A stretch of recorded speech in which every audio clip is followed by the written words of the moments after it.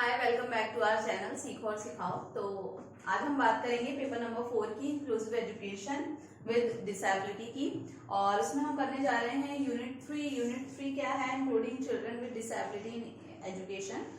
Disable बच्चों को जो है एजुकेशन में इंक्लूड करना। आज हम करेंगे 3.4 क्या है, continuous and comprehensive evaluation in disability, CCE।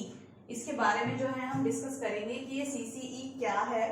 ठीक है, तो सबसे पहले CCE आपको नाम से याद रखना है, 1 मार्क में भी ये क्वेश्चन आ जाता है। CCE क्या है, CCE की फुल फॉर्म बताओ, फुल फॉर्म लिखा होगा है, तो ये सारी चीजें आपको पूछने को मिल सकती हैं। तो CCE क्या है, कॉन्टिन्यूअस एंड कॉम्प्रिहेंसिव इवेल्युएशन। नाम से ही समझ में आ रहा है, कॉन्टिन्यूअस यानी जो लगातार होता है इवेल्युएशन, वो हो गया आपका। Was a procedure of assessment, क्या है ये, असेसमेंट का प्रोसीजर है। Directed by the right to education act, किसके द्वारा किया गया था ये, direct right to education act के द्वारा ऑफ इंडिया इन 2009 में आया था ये।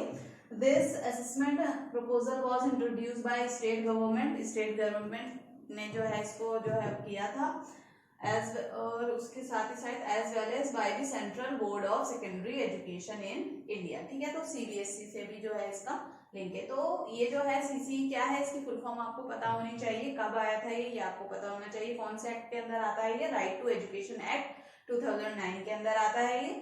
ठीक है, और ये सारी चीजें इसके अंदर होंगी, तो ये सारी चीजें जो है आपको याद रखनी है। अब इसकी मीनिंग देख लेते हैं, क्या मतलब है इसका, क्या है ये CCE। As the term suggest should be continuous and ongoing comprehensive evaluation. ठीक है, क्या है ये, जो कॉन्टिन्यूअस होता रहे इवेल्युएशन, जो हम बच्चों का करते रहे, वो कहलाएगा। To understand the students learning holistically, to assess the students learning progress. किस चीज के लिए है ये, बच्चों की प्रोग्रेस को देखने के लिए लगातार जो है हम चेक करते रहें, जो हम बच्चों को पढ़ा रहे हैं, क्या उन्हें ये चीज समझ में आ रही है या नहीं। और अगर कहीं पे प्रॉब्लम आ रही है तो उसको सॉल्व करने के लिए, उस चीज को खत्म करने के लिए हम क्या कर रहे हैं, कौन सी टेक्निक, कौन से मेथड, कौन सी जो है स्ट्रेटेजी हम लोग फॉलो कर रहे हैं। और जो मतलब बच्चे टाइम टू टाइम जो प्रॉब्लम फेस कर रहे हैं, उनको असेसमेंट में, इवैल्यूएशन में जो दिक्कत आ रही है, यानी पूरी तरीके से जो है जो चीज वो नहीं सीख पा रहे, उस चीज को खत्म करने के लिए, इम्प्रूव करने के लिए हम क्या कर रहे हैं, वो सारी चीजें इसके अंदर आएंगी। Progress through all aspect of growth and development social. अब क्या है, ये सारी चीजों के बारे में बात करता है। कौन कौन सी, social, emotional, physical, moral, cognitive aspect. ठीक है, सारी चीजों के बारे में ये बात करता है। क्या, सोशल, इमोशनल, फिजिकल, मोरल और कॉग्निटिव एस्पेक्ट। इसमें मतलब सारी चीजें बच्चों की देखी जाएंगी कि पूरी तरीके से जो है बच्चों का डेवलपमेंट, बच्चों का जो है प्रोग्रेस वो हो रही है या नहीं हो रही, और क्यों नहीं हो रही, उसका रीजन जो है हमें इसके थ्रू पता चलता है। क्योंकि जब हम टाइम टू टाइम पढ़ाते जाएंगे बच्चों को, और जो है मान लीजिए मैंने आज कोई कराया, 2-3 दिन मैंने चैप्टर कराया, और उसके 5वें-6ठे दिन ही मैंने बच्चों का टेस्ट ले लिया, मैंने बच्चों से क्वेश्चंस पूछ लिए। मान लीजिए मैं अभी कोई लेसन डिलीवर कर रही हूँ, मैंने बच्चों से पूछ लिया, अपना लेसन खत्म होने के बाद मैंने पूछा बच्चों से, ओके आज हमने क्या पढ़ा, हमने स्टोरी पढ़ी ना, स्टोरी में कौन कौन से कैरेक्टर्स थे, ओके, तो बच्चे बताएंगे कि हाँ ये थे, तो मुझे पता चल जाएगा, ठीक है, मैंने जो बच्चों को बताया उन्हें समझ आ गया। अब मैं पूछूंगी स्टोरी में पहले क्या हुआ था, किसने किसको मारा था, कौन लड़ रहा था, उसने उसकी हेल्प कैसे की। अगर बच्चे उसका आंसर दे पा रहे हैं तो इसका मतलब कि मैंने बहुत अच्छे से पढ़ाया है और बच्चों को मेरी पढ़ाई हुई स्टोरी जो है समझ आ गई।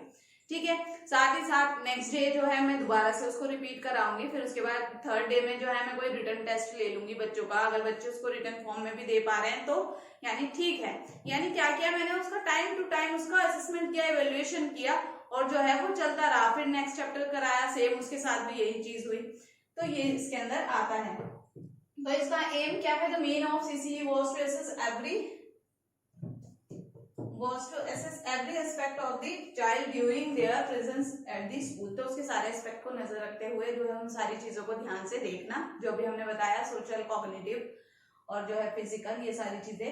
CCE helps in minimizing the stress on child। CCE क्या करता है, बच्चे के अंदर जो स्ट्रेस है उसको खत्म करने में हेल्प करता है। यानी कुछ बच्चे होते हैं वो स्टडी का अपने ऊपर एक ना वो स्ट्रेस ले लेते हैं कि ओह मैं कैसे करूं, इसको कैसे समझूं, क्या करूं। तो CCE जो है वो इसमें हेल्प करता है। जब हम टाइम टू टाइम बच्चे को असेस करते रहेंगे, उसका इवेल्युएशन करते रहेंगे, तो बच्चों को प्रॉब्लम ही नहीं आएगी। यानी उस टाइम पे ही जो उसको प्रॉब्लम आ रही है वो लॉन्ग टाइम में जाने से पहले ही हम शॉर्ट टाइम में उसको खत्म कर देंगे या उसको सॉल्व कर देंगे या उसको सॉल्यूशन बच्चों को दे देंगे। तो इससे क्या होगा, तो बच्चों की जो स्टडी है वो इजी हो जाएगी और बच्चे जो है एंजॉय करेंगे और उस चीज को इजिली समझ पाएंगे। मैं असेसमेंट कॉम्प्रिहेंसिव एंड रेगुलर, जो असेसमेंट होगा उसको वो कैसा होगा, कॉम्प्रिहेंसिव होगा, साथ ही साथ कैसा होगा, रेगुलर होगा, क्योंकि इसका नाम ही क्या है, कॉन्टिन्यूअस एंड कॉम्प्रिहेंसिव इवेल्युएशन, जो लगातार चलता रहे।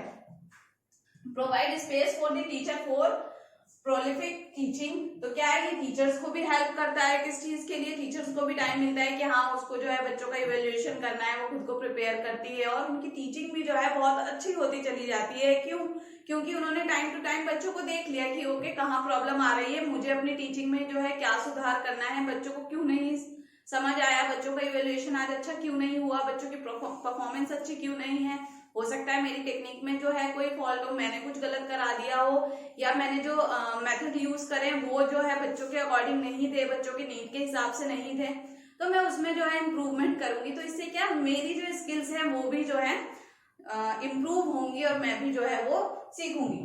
Provide a tool for detection and correction, तो इससे क्या होगा, देखने के लिए और उनको जो हमने कराया है उसको करेक्शन करने के लिए हमें एक टूल मिलता है, यानी हमें पता चलता है कि हाँ हमें इवेल्युएशन करना है, कैसे करना है, किसका करना है, कौन कौन सी चीजों को देखना है, ये सारी चीजें। Produce learners with greater skill, तो क्या है, वो लर्नर्स को क्या बनाता है, उनकी स्किल्स को डेवलप करता है और जो है वो उनकी जो स्किल्स हैं वो क्या होती है, इम्प्रूव होती हैं।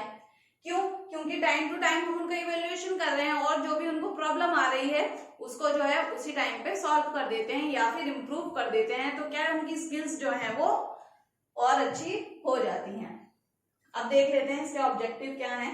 तो ऑब्जेक्टिव क्या है, it makes the process of teaching and learning a learner centred activity. ये क्या है, लर्नर सेंटर्ड एक्टिविटी है एक तरीके से। क्यों, क्योंकि जो सारी चीजें हम कर रहे हैं वो बच्चों को ध्यान में रखते हुए कर रहे हैं। बच्चों का जो इवेल्युएशन होगा वो बच्चों की नीड के हिसाब से होगा। जिस तरीके से हमने पढ़ाया, जिस तरीके से बच्चा हमें आंसर कर सकता है, हम उस तरीके से उसका इवेल्युएशन करेंगे। और अगर उस टाइम पे बच्चे को नहीं समझ आया, उस अपना इवेल्युएशन को अच्छे से नहीं दे पाया, हम उसको अच्छे से इवेल्युएट नहीं कर पाए, तो क्यों नहीं कर पाए, उसका क्या रीजन है, किस वजह से बच्चा वो चीज नहीं समझ पाया, वो चीज हम देखेंगे और उसको उसके अकॉर्डिंग जो है वो चीज समझाएंगे। तो इसलिए इसको क्या बोलते हैं, लर्नर सेंटर्ड एक्टिविटी भी बोलते हैं। To make the assessment process and essential part of the teaching learning process, तो ये क्या करता है, असेसमेंट को जो है बताता है कि असेसमेंट जो है वो टीचिंग लर्निंग प्रोसेस का एक जो है इम्पोर्टेंट हिस्सा है, एक इम्पोर्टेंट पार्ट है। यानी सिर्फ पढ़ाना ही इनफ नहीं है, पढ़ाने के साथ साथ आपको ये भी देखना है कि बच्चे को क्या सीखना है और जो हमने सिखाया क्या वो बच्चे ने सीखा या नहीं। ठीक है, ये एक अच्छी टीचर की क्वालिटी है। मुझे पता होना चाहिए मेरी क्लास में जो इतने बच्चे बैठे हैं उन्हें क्या सिखाना है। ये नहीं कि मैं क्लास में आई और मैंने अपना टॉपिक पढ़ाया और मैंने बुक बंद की और मैं चली गई, तो वो जो है वो टू वे प्रोसेस नहीं हुआ। जो मैंने सिखाया वो बच्चों ने नहीं सीखा और हो सकता है जो मैंने सिखाया बच्चों को वो सीखना ही नहीं था, यानी वो बच्चों के लेवल का ही नहीं था। ठीक है, तो एज अ टीचर मुझे पता होना चाहिए कि बच्चे की क्या नीड है और मैं उनकी नीड के हिसाब से उनको पढ़ाऊं। और अगर उस पढ़ाने के बाद भी बच्चे उस चीज को नहीं सीख पाते, उन्हें कहाँ प्रॉब्लम आ रही है, क्या चीज उन्हें समझ नहीं आई, और जो है मैं फिर से वापस से उसको कराऊं, जो है उसका रिवीजन कराऊं, बच्चों को दूसरे तरीके से कराऊं। अगर मुझे उसके लिए कोई दूसरी चीज चाहिए तो मैं उसका यूज करूं, दूसरे मेथड्स यूज करूं और जो है बच्चों के जो डाउट्स हैं उसको बिल्कुल क्लियर कर दूं। To make a fair judgement and take timely decision, तो क्या करता है, ये टाइम टू टाइम डिसीजन लेने में जो है हेल्प करता है। क्यों, क्योंकि हम जो है टाइम टू टाइम उसका असेसमेंट कर रहे हैं, इवेल्युएशन कर रहे हैं। जब हम टाइम टू टाइम कर रहे हैं तो हम उसी टाइम पे करेक्शन कर देंगे। मान लीजिए अगर किसी स्कूल में आप जाते हैं या आप किसी क्लास में पढ़ाते हैं, आपने एक टॉपिक कराया जनवरी के मंथ में, ठीक है, जनवरी में आपने उसको करा दिया, पूरे जनवरी इस पर कोई डिस्कशन नहीं हुआ, आपने कुछ नहीं पूछा बच्चों से। फरवरी में आप गए, फरवरी के लास्ट में आप बच्चों से कह रहे हैं हाँ भाई मैंने जनवरी के फर्स्ट वीक में ये चैप्टर कराया था, चलो इसका आंसर दो। बच्चे बिल्कुल कि कौन सा चैप्टर, कैसा चैप्टर, उसमें क्या था, क्यों, बीच में कुछ बात ही नहीं हुई उस चैप्टर के बारे में, आपने पूछा ही नहीं कि बच्चों को वो चीज समझ भी आई थी या नहीं। तो क्या होता है, अगर लंबा टाइम हो जाता है तो बच्चे उस चीज को भूल भी जाते हैं और जो उनको प्रॉब्लम आई होती है वो टीचर को पता ही नहीं चलती। तो अगर आप टाइम टू टाइम जो है उसको देखते रहेंगे तो क्या होगा, आप जो है फेयर जजमेंट कर पाएंगे, आपको पता चलेगा कि हाँ बच्चों ने क्या सीखा, उन्हें कहाँ पर जो है वो प्रॉब्लम आई। For learner growth, learning process, learning pace and learning environment to provide scope for learner for self assessment. और ये क्या करता है, बच्चों को भी जो है एक स्पेस देता है, बच्चों को भी पता चलता है कि हाँ उनके अंदर क्या कमी है या फिर जो है उन्हें कहाँ पे समझने में दिक्कत आ रही है। ठीक है, बच्चे खुद को भी असेस कर पाते हैं, उनको भी पता चलता है कि ओके मैम ने पढ़ाया था, मुझे नहीं समझ में आया, कोई बात नहीं, मैं पूछ सकता हूँ मैम से, ये चीज मैं जो है समझ सकता हूँ। तो बच्चे भी जो है टीचर के साथ जो है फ्री हो जाते हैं सीखने के लिए। वो इतना नहीं डरते कि अगर हम जाएंगे तो मैम डांटेंगी या जो भी चीज है। तो वो क्या है, सीसीई यही बताता है कि कॉन्टिन्यूअस कॉम्प्रिहेंसिव इवेल्युएशन, लगातार जो है उसका इवेल्युएशन किया जाए। तो इसमें जो है क्या होता है, लर्निंग जो है वो इजी हो जाती है बच्चों के लिए। तो use the evaluation process for improving students achievement. और जो है ये क्या करते हैं, हम जब इवेल्युएशन कर रहे हैं तो ये क्या करेगा, बच्चों की जो उनकी स्किल्स हैं वो जो है अच्छी होंगी, साथ ही साथ क्या होगा, इम्प्रूव करता है वो क्या, स्टूडेंट्स अचीवमेंट, उनके जो अचीवमेंट है उनको इम्प्रूव करता है। यानी जो भी हमने उनके लिए गोल डिसाइड करे हैं उस गोल तक बच्चों को पहुंचने में मदद करेगा। साथ ही साथ जो उसका मेन गोल है, जो उसको अचीव करना है अपनी लाइफ में या अपनी स्टडी में, वो जो है उसको सक्सेसफुली कर पाएगा। थ्रू डिटेक्शन एंड करेक्शन, तो क्या होगा, डिटेक्शन और करेक्शन के थ्रू ही जो है ये सारी चीजें पॉसिबल हैं। हम देखेंगे क्या करना है, कैसे करना है, कहाँ पे मिस्टेक्स हो रही हैं, कहाँ पे कमी रह गई टीचर में या फिर बच्चे की तरफ से जो उसने नहीं सीखा, तो हम उसको टाइम टू टाइम करेक्ट करेंगे और जो है उसी टाइम पे उस चीज को ठीक कर देंगे। और जो है बच्चे की जो लर्निंग है वो इजी हो जाएगी और वो जो है उसको अच्छे से समझ पाएगा। तो ये था हमारे ऑब्जेक्टिव। अब देख लेते हैं कि सीसीई क्या, वही जो भी हमने पढ़ा, continuous, regular and continuous activities conducted through out the years to achieve all round development. यानी बच्चों के ऑल राउंड डेवलपमेंट के लिए हमने पूरे ईयर में जो जो एक्टिविटीज की, और वो एक्टिविटीज भी कैसी थी, रेगुलर थी एंड कॉन्टिन्यूअस थी, यानी वो लगातार की जा रही थी वो एक्टिविटीज। और जो है वो एक्टिविटीज पूरे साल की गई, क्यों की गई, अचीवमेंट के लिए, ऑल राउंड डेवलपमेंट, यानी उनका ऑल राउंड डेवलपमेंट के लिए जो जो एक्टिविटीज की गई पूरे साल में वो जो है ये कहलाएंगी comprehensive mental, emotional and physical aspect of the students progress. तो इसके अंदर मेनली क्या चीजें आएंगी, बच्चे के मेंटली डेवलपमेंट हुआ, इमोशनली वो जो है स्ट्रांग हुआ, इमोशनल डेवलपमेंट हुआ उसका, फिजिकल एस्पेक्ट जो है इन चीजों में जो है क्या हुआ, उसका प्रोग्रेस किया उसने, all round development of the student. यानी ये किसकी बात करता है, ऑल राउंड डेवलपमेंट की बात करता है। अब ई फॉर इवेल्युएशन, तो evaluation variety of the tools and techniques, ठीक है, are used to assess and evaluate the students progress. बच्चे की प्रोग्रेस को चेक करने के लिए जो जो टूल्स हमने यूज किए हैं, साथ ही साथ जो जो टेक्निक्स हमने यूज की, वो सारी चीजें किसके अंदर आएंगी, इवेल्युएशन के अंदर आएंगी। तो ये तीन चीजें हैं, ये तीन जो है मीनिंग निकलते हैं इसके, जो भी हमने डिस्कस किए। साथ ही साथ हमने ये भी देखा कि इसकी नीड क्या है, क्लास में इसकी जरूरत क्या है, और इसका मेन ऑब्जेक्टिव क्या है सीसीई का, और जो है ये किस तरीके से जो है बच्चे की स्टडी को इजी और जो है उसको समझने के लिए आसान बनाता है।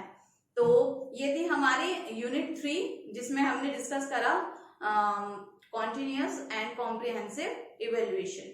तो होप क्या आपको जो है ये सेशन पसंद आया होगा और जो है आपने जो है इस टॉपिक को अच्छे से समझा होगा। तो इसी के साथ जो है हमारा आज का सेशन यहीं समाप्त होता है। तो जाते जाते हमारी वीडियो को लाइक करना और अपने फ्रेंड्स के साथ शेयर करना मत भूलिएगा। तो आज के लिए हम चलते हैं, अब हम मिलेंगे हमारी नेक्स्ट वीडियो में।